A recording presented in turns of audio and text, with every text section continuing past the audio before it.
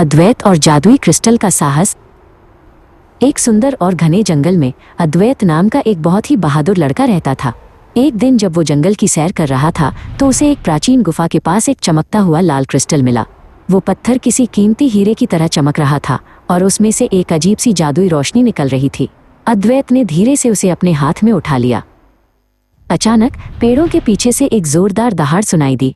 विशाल बाघ विक्रम झाड़ियों से बाहर कूदा। विक्रम बहुत ही ताकतवर और डरावना लग रहा था। इससे पहले कि अद्वैत कुछ समझ पाता, विक्रम ने अपनी तेज फुर्ती से अद्वैत के हाथ से वो जादुई लाल क्रिस्टल छीन लिया और जंगल की गहराइयों में भाग गया। विक्रम क्रिस्टल को लेकर एक ऊंची चट्टान पर जा खड़ा हुआ। वो उस पत्थर की शक्ति को अपने वश में करना चाहता था। वो अपनी जीत पर गर्व से दहाड़ रहा था।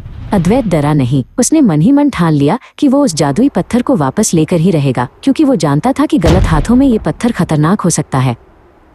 जैसे ही अद्वैत विक्रम की ओर बढ़ने लगा, अचानक आसमान का रंग बदलने लगा। एक बहुत बड़ा और चमकता हुआ उल्कापिंड सीधे विक्रम की चट्टान की ओर गिरने लगा। एक जोरदार धमाका हुआ और पूरे जंगल में तेज रोशनी फैल गई। अद्वैत झटके से पीछे गिर गया और उसने अपनी आंखें बंद कर लीं। जब रोशनी कम हुई तो अद्वैत ने देखा कि विक्रम अब वैसा नहीं रहा। उस उल्कापिंड की ऊर्जा ने विक्रम को एक विशाल और भयानक काले राक्षस में बदल दिया था। उसकी आंखें लाल अंगारे जैसी चमक रही थीं और उसके शरीर से अजीब सी काली ऊर्जा निकल रही थी। वो अपनी पहचान खो चुका था और अब बहुत ज्यादा हिंसक हो गया था।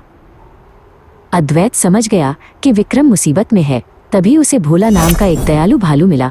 अद्वैत ने भोला को सब कुछ बताया। भोला ने कहा, विक्रम को केवल बर्फीले पहाड़ों की नीली काई ही ठीक कर सकती है। हमें उसे बचाना होगा। अद्वैत और भोला ने तुरंत अपनी यात्रा शुरू कर दी। रास्ते में उन्हें बादल नाम का एक तेज तर्रार चीता मिला। जब बादल को पता चला कि उसका दोस्त विक्रम एक राक्षस बन गया है तो वो भी अद्वैत और भोला के साथ हो लिया। अब तीनों दोस्त मिलकर बर्फीले पहाड़ों की ओर तेजी से बढ़ने लगे। जंगल के जानवरों को बचाने की जिम्मेदारी अब उनके कंधों पर थी।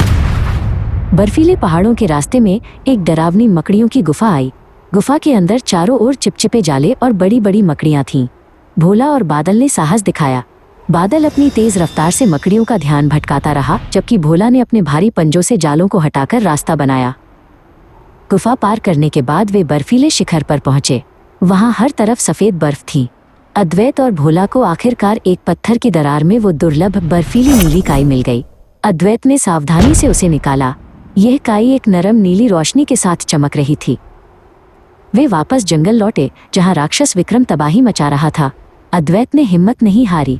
वो भागकर विक्रम के करीब पहुंचा। विक्रम ने उस पर हमला करने की कोशिश की, लेकिन अद्वैत ने फुर्ती से बचते हुए वो नीली काई विक्रम के माथे पर लगा दी।